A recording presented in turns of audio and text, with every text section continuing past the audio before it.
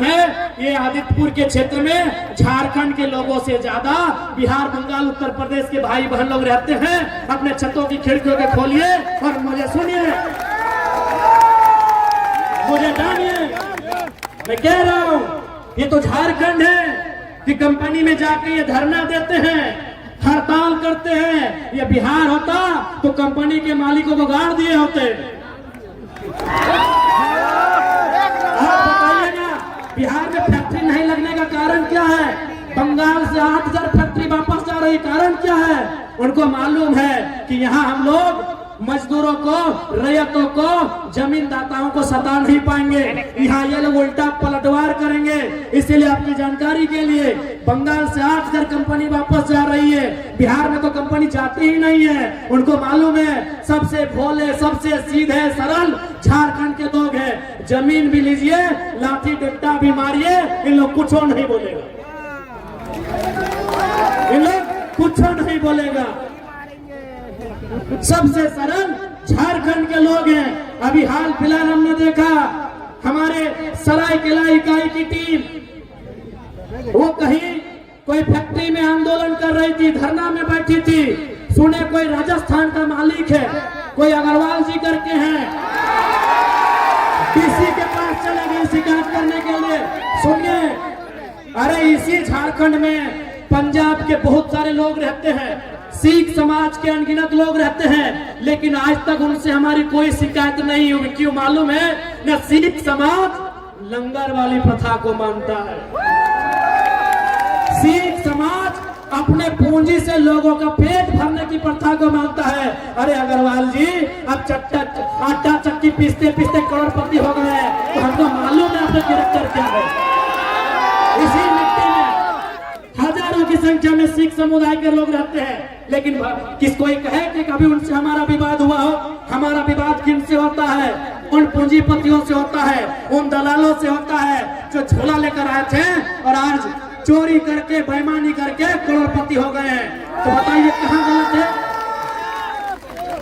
इसलिए मैं इस मंच के माध्यम से, चाहे अग्रवाल जी रहे, चाहे फल्ला जी रहे, डीसी केवल आपका नहीं है।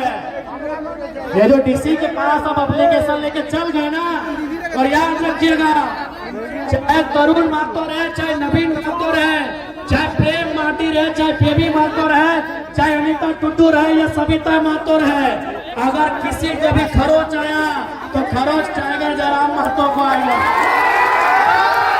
याद रखिएगा, याद रखिएगा, इस बार हम निर्मल दादा की तरह, सुनील दादा की तरह चिता बहुत बाद में जलाएंगे, पहले अपनी समस्याओं को जलाएंगे। अब हमारी समस्याएं सिस्टम से है, हमारी समस्याएं किसी संस्था से है या किसी व्यक्ति से है, मुझे नहीं मालूम। इस बार यदि किसी को खरोच आया, हम उनकी चिता पहले नहीं जलाएंगे।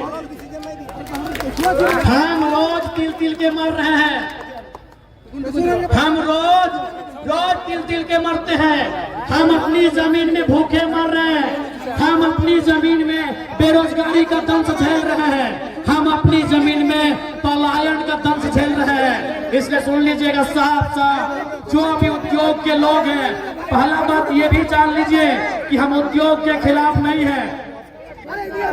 जितनी भी कंपनी फैक्ट्री के संचालन करता है, हम कोई कंपनी फैक्ट्री के खिलाफ नहीं है। हम देश के प्रधानमंत्री, वर्तमान प्रधानमंत्री नरेंद्र मोदी के चमत्कारिक मंदिर, ईश्वर देवी देवताओं के मंदिर की तुलना में देश के पहले प्रधानमंत्री पंडित जवाहरलाल नेहरू के आधुनिक मंदिरों के पक्ष में है।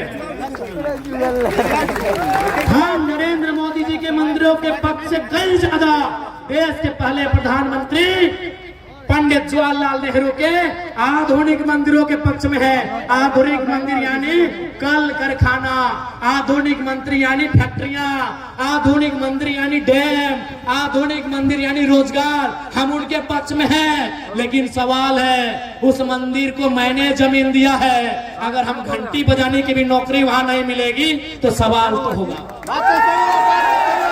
सवाल तो होगा। बिल्कुल हम आधुनिक मंदिर के पक्ष में हैं। हम मोदी जी के उन धार्मिक देवी देवता आकाशीय चमत्कारिक चीजों से कई ज्यादा गुना हम पंडित नेहरू के आधुनिक मंदिर के पक्षधर हैं।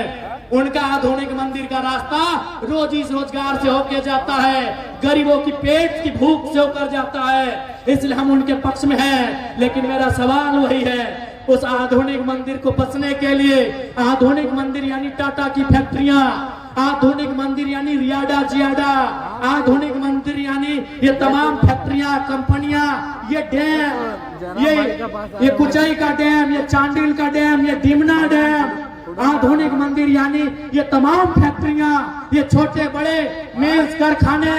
लेकिन सवाल यही कि आधुनिक मंदिर, ये फैक्ट्रियां हमारी जमीनों पर है, और यदि हमें वहां रोजगार नहीं मिलेगा तो सवाल भी होगा, और समय के साथ झारखंड की मिट्टी में उल्लूपन भी होगा, बवाल भी होगा, और कोई नहीं बचा पाएगा।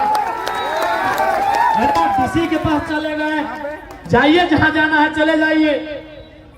सिकंदर को जानते हैं ना अग्रवाल जी, हम आपको नहीं जानते हैं ना, कभी मिले हैं, पेपर में नाम सुने तब से मेरा पारा हिट है। आपसे हमारा कोई झगड़ा नहीं है। एक को आटा चक्की पीसते थे राजस्थान से आके, और लोगों को यहाँ झारखंड के मूलवासी, झारखंड के आदिवासी पे जुल्म करिएगा, केस करिएगा, तो याद रखिएगा आने वाला दिन जब काउंटर होगा ना, कोई डीसीएस भी साथ नहीं देने वाला।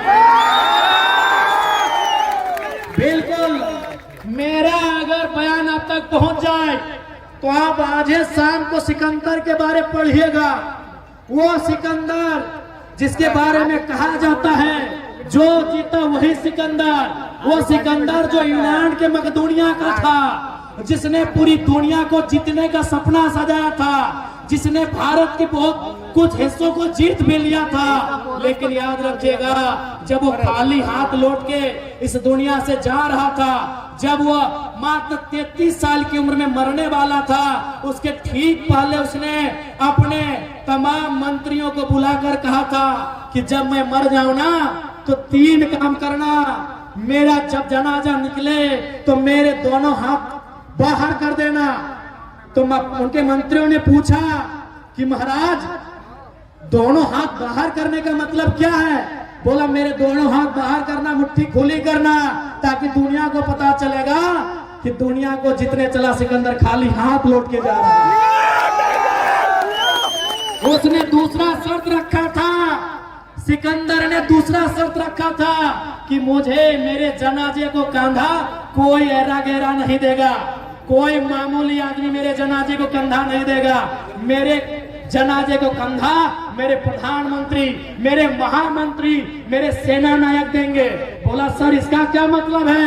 नहीं, इसका मतलब है कि दुनिया के बड़े बड़े तीस मार खा, दुनिया के बड़े बड़े तुर्रम खा, दुनिया के बड़े बड़े सेना नायक सिकंदर की सेना में थे, तलवार लेकर भाला लेकर, फिर भी उसकी जान नहीं बचा पाए। तो डीसी देखते हैं कितना दिन बचाते हैं आपको, देखते हैं एसपी कितना दिन बचाते हैं आपको। और तीसरा, सिकंदर का तीसरा जो कहना था कि जब मेरा जनाजा गुजरे तो मैंने अपने जीवन काल में जितना भी कमाया है, उस समय सिक्का नहीं होता था, उस समय गांधी जी का नोट भी नहीं होता था, गांधी पैदा नहीं हुए थे तो उस समय सिक्का भी नहीं था, उस समय गांधी जी का नोट भी नहीं था।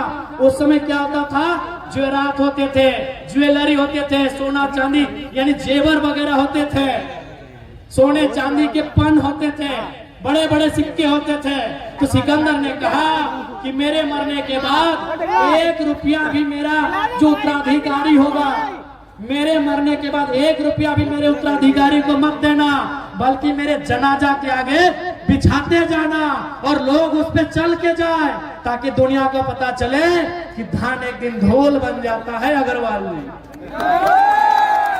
आपके साथ साथ तमाम फैक्ट्री कंपनी चलाने वाले मालिक को कहेंगे कि धान एक दिन धूल बन जाता है।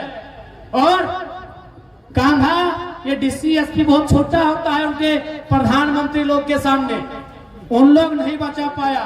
इसलिए हमारी आपसे कोई व्यक्तिगत लड़ाई नहीं है। क्यों हमारी टीम आपके खिलाफ आंदोलन की, आपको भी मालूम है।